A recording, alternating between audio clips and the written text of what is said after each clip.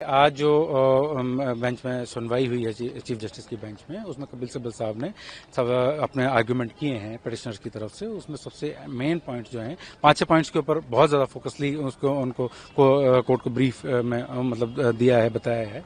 इसमें ये सबसे बड़ा मेन जो पॉइंट आया वो वक्फ बाय यूज़र को आया, क्योंकि हम जानते हैं कि वक्फ बाय यूज़र जो है, जो सेक्शन 1995 एक्ट के अंदर जो सेक्शन 3R थी, उसके अंदर इस तरह के मोनूमेंट जो पुराने 500 साल पुराने, 400 साल पुराने हैं या बहुत टाइम से यूज होते आ रहे हैं, मस्जिद है, कब्रस्तान है या दूसरी जो सराय हैं, मुसाफिर खाने हैं, इन सब का जो यूज होता रहा है उसको उसके यूज को वक्फ मानने के लिए 3R का प्रोविजन रखा गया था, उसको कंप्लीटली तौर पे इसमें से डिलीट कर दिया गया है अब नए उसके अंदर। तो आप बताइए कि अगर रजिस्ट्रेशन के डॉक्यूमेंट के लिए डीड भी चाहिए होती है, और वक्फ का एक कॉन्सेप्ट है कि आप कोई भी अपनी ऑन प्रॉपर्टी को ही वक्फ कर सकता है, ये नहीं है कि आपको किसी भी प्रॉपर्टी को आप बोल के वक्फ कर देंगे। तो इसके अंदर ये वक्फ जो है पर्सनल प्रॉपर्टी है मुस्लिम्स की, ना कि कहीं से दान मिली हो या कहीं से किसी गवर्नमेंट की प्रॉपर्टी हो। तो ये एक बड़ा अहम पहलू है इसके अंदर बात है, जो बहुत ज्यादा लोगों को नहीं मालूम है कि वक्फ बोर्ड जो है एक गवर्नमेंट बॉडी है, वो एक जस्ट सिर्फ और सिर्फ ओनली वक्फ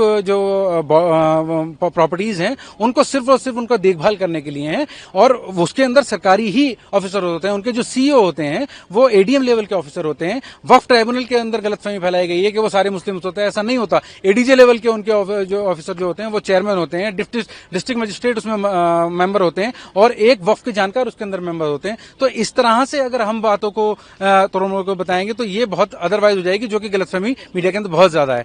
सबसे बड़ी अहम बात इसके अंदर जो है कि काउंसिल के अंदर जो मेंबर्स हैं वो ज्यादा नॉन मुस्लिम्स को रख करके किस तरह से रन करेंगे। इसलिए फर्स्ट डे संजीव खन्ना साहब ने भी, जो इनसे पहले चीफ थे, उन्होंने इस बात को फर्स्ट डे ये बोल दिया था कि किसी भी तरह के काउंसिल या वक्फ बोर्ड के अंदर अपॉइंटमेंट नहीं होगा, क्योंकि ये क्लियरली प्योरली एक मुस्लिम एंडोमेंट है। उसके अंदर नॉन मुस्लिम्स आकर के किस तरह से उसको रन करेंगे, और पहले जहां इलेक्टेड मेंबर्स हुआ करते थे, आज भी इस बात को उठाया गया है, अब वो सिर्फ और सिर्फ गवर्नमेंट के नॉमिनेटेड होंगे। तो एक तरीके से पूरे वक्फ को गवर्नमेंट जो है अपने हाथ में ले लेगी, और इसी बात को कपिल सिब्बल साहब ने बहुत गहराई से उठाया कि वक्फ बाय यूजर एक बहुत बड़ा इशू है, और वो पूरी तरीके से वक्फ के सारे जितने भी एंडोमेंट हैं वो सबको ग्रैब करने का पूरी वो है, और इसमें मंशा जो है वो दिखाई देती है। इसलिए जो है इतने ज्यादा पिटिशनर इसके अंदर आए हैं, और पूरा देश इस बात को देख रहा है कि वक्फ को बचाने के लिए सुप्रीम कोर्ट एक आखिरी उम्मीद है, और उम्मीद है हमें इस बात के लिए कि वक्फ के ऊपर जरूर कोई ना कोई इसके अंदर हमारे में फैसला आएगा। आज कोर्ट ने वक्फ पे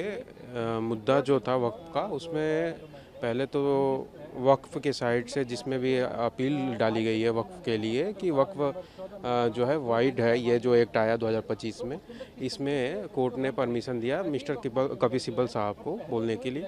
उन्होंने अपना पक्ष रखा है, जाहिर सी बात है। उसके बाद हम यूनियन ऑफ इंडिया के लिए भी अपना पक्ष हमारे तरफ से सॉलिसिटर जनरल जी और मनिंदर सिंह जी रखेंगे।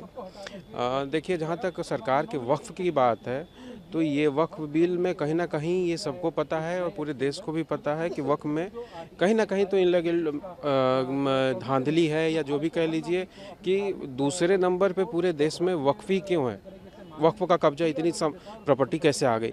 एक कॉमन सी बात है, ये कोर्ट में तो ठीक है, मामला सब जुडिस है, बट एक कॉमन सी बात है, किसी की भी प्रॉपर्टी हो और वो ऑटोमेटिकली इतना दान कैसे दे सकता है किसी रिलीजियस को प्रॉपर्टी।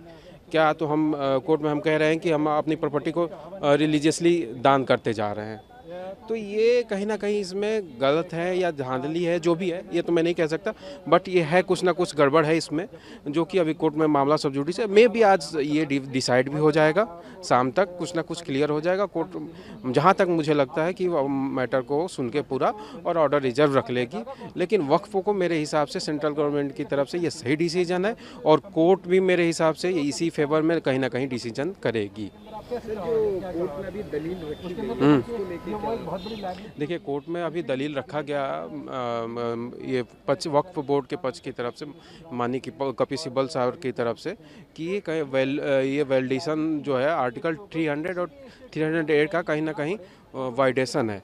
बट इस कोर्ट ने इसको, मुझे नहीं लगता है कि सीरियसली लिया। कोर्ट ने ये भी पूछा कि जो भी वक्फ में आप कोर्ट सिब्बल साहब ने बोला कि मंदिरों में बहुत सारे दान जाते हैं और यहाँ पे वक्फ में या मुस्लिम उसमें कोई मॉस्क में मस्जिद में कोई दान का प्रोसीजर नहीं है, इसलिए वक्फ के थ्रू ही दान का एक माध्यम है। तो जबकि माननीय चीफ जस्टिस ने भी उसको हंसते हुए पूछा कि क्या मैं भी दरगाह में गया हूँ, दरगाह में तो दान दिया जाता है। तो ये कहीं ना कहीं दिखाता है और बीच में कि कोर्ट भी इसलिए इस रवैये से कहीं ना कहीं नेगेटिव वे में है कि वक्फ का जो है कहीं ना कहीं इनवैलिड नहीं है, जो एक्ट आया है 2025 में। और ये बार बार दो चीज़ें उठाया कोर्ट के सामने सिब्बल जी ने, और उसमें कोर्ट में ने भी कई बार इंटरफेयर की। 1934 और 1954 में जो अमेंडमेंट हुआ वक्फ एक्ट में, वो कहाँ तक रेट्रोस्पेक्टिव अप्लाई हुआ कि प्रोस्पेक्टिव हुआ, इस पर कई बार पूछा। और जो कि अभी देखिए शाम तक क्लियर हो जाएगी सारी चीज़ें। और जहाँ तक है कि वक्फ के वैलिडेशन के फेवर में ही रहेगा कि वक्फ वैलिड है, इसमें कोई इलीगलिटी नहीं है। वक्फ के नाम पे जो चैरिटी होती है वो कैसे डिफरेंट है किसी और रिलीजियस चैरिटी की, क्योंकि सिब्बल जी ने इस पे भी काफ़ी स्ट्रेस किया बेंच के सामने। जी बिल्कुल, उन्होंने बताया कि वह चैरिटी अलग है। उन्होंने तो उसी पे मैंने जहाँ अभी बताया मैंने कि हंसते हुए चीफ जस्टिस साहब ने बोला कि मैं तो दरगाह में गया हूँ, दरगाहों में तो दान लिया जाता है। आप बोल रहे हैं कि मॉस्क में नहीं लिया जाता, बट दरगाहों में लिया जाता है। तो उसका जवाब कहीं ना कहीं नहीं दे पाए, वो भी हंस के टाल के। हाँ बिल्कुल सेम है। और वक्फ में जो भी आप देखिए ना, देश में दूसरे नंबर की प्रॉपर्टी कैसे हो सकती है एक धर्म की। अब मैं अपने आप को कोई भी धर्म, हम ही एक धर्म पार्टिकुलर माइनॉरिटी में कहता है और देश में दूसरी नंबर पे प्रॉपर्टी उसके पास आ जाती है। क्यों आनी चाहिए भाई? अगर आप कहते हैं कि अभी आप कहते हैं कि ये गवर्नमेंट ऑथराइज है तो हॉस्पिटल बना दीजिए, उस पर मान लीजिए किसी माइनॉरिटी, जैसे मान लीजिए हम बात कर रहे हैं पर्टिकुलरली जैन माइनॉरिटी की, वो कॉलेज बना देता है, आप भी ऐसा कुछ बना दीजिए।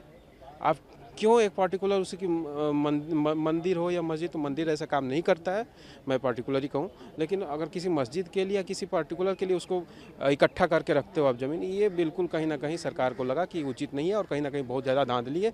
तो इसमें एक और चीज़ उन्होंने कहा, सिब्बल साहब ने कहा कि इसमें जो मेंबर बनाए गए हैं जो कमीशन में अपॉइंटमेंट के लिए, तो उसमें 12 लोग जो है नॉन मुस्लिम रहेंगे और 10 लोग मुस्लिम रहेंगे। तो और उसमें भी कोर्ट ने जोर दिया कि क्या आप कहना चाहते हैं कैन बी और वुड भी हो सकता है, मतलब सरकार के ऊपर है, ये अपॉइंटमेंट कमीशन के ऊपर है कि वो नॉन मुस्लिम रखे या मुस्लिम रखे।